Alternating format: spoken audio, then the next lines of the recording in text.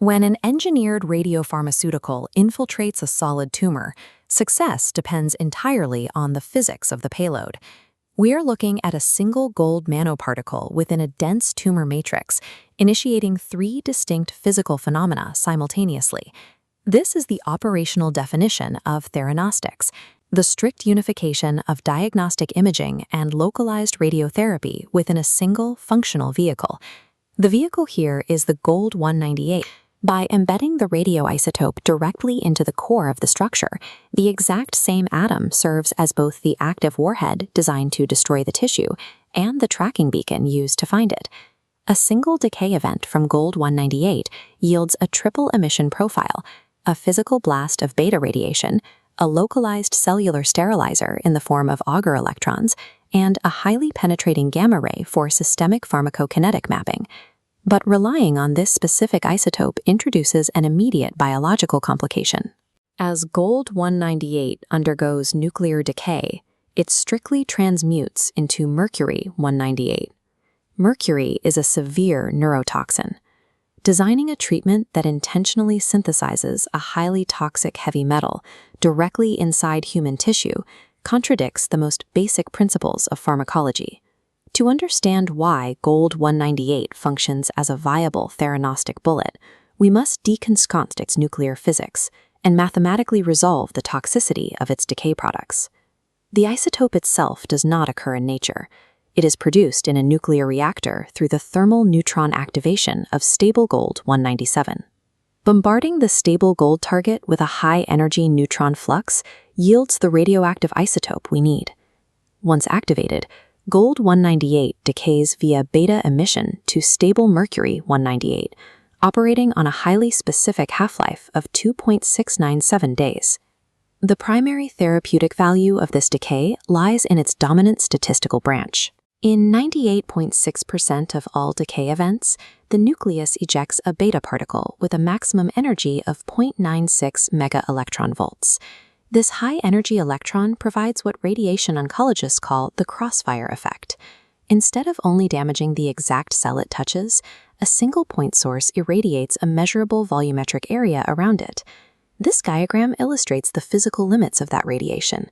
The beta particle has a mean tissue penetration depth of 1.1 millimeters, traversing multiple adjacent eukaryotic cells. Because human cells measure in the micrometers, a 1.1 millimeter penetration range guarantees the sterilization of macroscopic tumor margins. A cluster of nanoparticles can effectively ablate the surrounding malignant tissue architecture. Crucially, the absolute maximum range of these beta particles caps at 3.8 millimeters. The energy is exhausted rapidly through ionization, ensuring that distant, healthy tissues remain entirely spared from the radiation dose. The beta emission achieves exact localized ablation of the tumor mass without inducing systemic radiation toxicity in the patient. The beta particle handles the macroscopic tumor mass, but a secondary physical reaction occurs simultaneously. During decay, atomic electron rearrangements trigger a process called internal conversion. This internal conversion ejects a highly dense cascade of low-energy Auger and Koster chronic electrons. Auger electrons possess a very high linear energy transfer, or LET, meaning they deposit a massive amount of destructive energy over ultra-short distances, often less than a micrometer. For these electrons to be lethal, the nanoparticle must be localized exactly within the perinuclear space of the cancer cell. When high LET electrons strike the nucleus, they inflict dense, clustered damage directly to the genetic code, simultaneously cleaving both strands of the DNA double helix.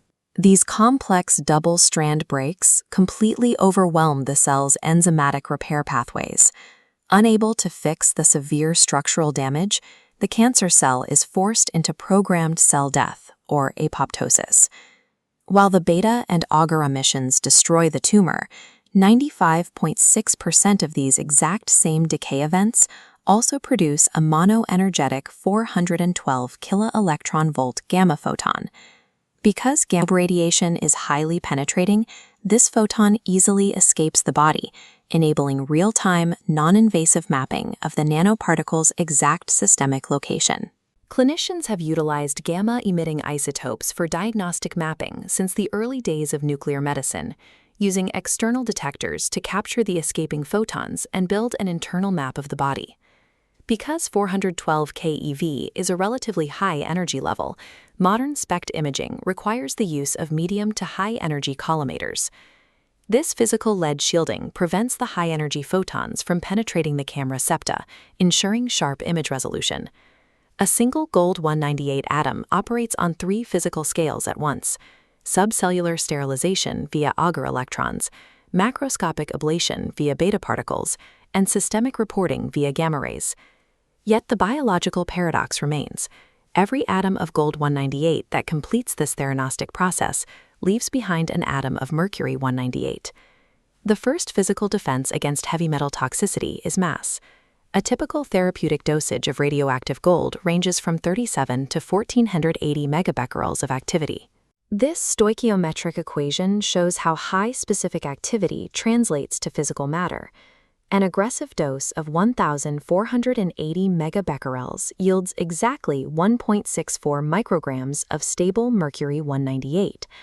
On this scale, that 1.64 microgram yield is a tiny fraction of the 20 microgram daily exposure limit set by the World Health Organization. The second defense is nuclear stability. Mercury-198 is completely stable. Once the gold transmutes, all localized radiolysis ceases permanently. The third and most important defense is crystallography. The transmutation does not happen in a vacuum. It occurs entirely within the rigid architecture of a solid nanoparticle. Inside a nanoparticle, atoms are arranged in a face-centered cubic lattice. When a gold-198 atom transmutes into mercury, the surrounding gold lattice remains structurally locked. This creates a thermodynamic amalgamation. The solid-solution interface physically traps the transmuted atom within the core, preventing the release of toxic mercury ions into the bloodstream. Finally, there is biological sequestration. Following the radiation delivery, these inert nanoparticles are consumed by tumor-associated macrophages, isolating the heavy metal from critical renal and central nervous system pathways. The extreme efficiency of the specific activity limits the physical mass, while the rigid face-centered cubic lattice guarantees absolute crystallographic containment. The physical properties of the nanoparticle neutralize the toxicity threat. To evaluate the utility of gold-198, we benchmark its performance against the current single-modality standards in nuclear medicine. For therapy, clinicians frequently rely on yttrium-90. It is a highly potent pure beta- emitter, deployed routinely in treatments like radioactive liver microspheres to ablate dense tumors. However, yttrium-90 lacks a reliable, high-yield diagnostic gamma emission. Because it does not emit a clear tracking photon, calculating precise internal dosimetry for the patient is exceedingly difficult. Conversely, technetium-99m serves as the gold standard for pure gamma diagnostic imaging. It produces exceptionally clear scans. But technetium-99m offers zero therapeutic ablation. It acts strictly as a passive observer, highlighting disease without the physical capacity to treat it. Looking at this comparative matrix, the physical constraints of legacy isotopes are clear. Yttrium delivers the dose without the data. Technetium delivers the data without the dose. Relying on these isolated modalities forces physicians into a strict compromise between therapeutic efficacy and diagnostic visibility. Gold-198 bridges this clinical gap, acting as a complete, unified vector. The concurrent beta and gamma profile eliminates the need to administer separate diagnostic and therapeutic radiopharmaceuticals to the patient. Because the radiation originates from the exact same atomic source, the gamma imaging data inherently and perfectly aligns with the exact physical location of the deposited beta radiation dose. The triple-emission physics and the heavily contained decay profile allow the gold-198 nanoparticle to operate as a self-reporting, self-contained therapy. But a flawless warhead requires a precision guidance system.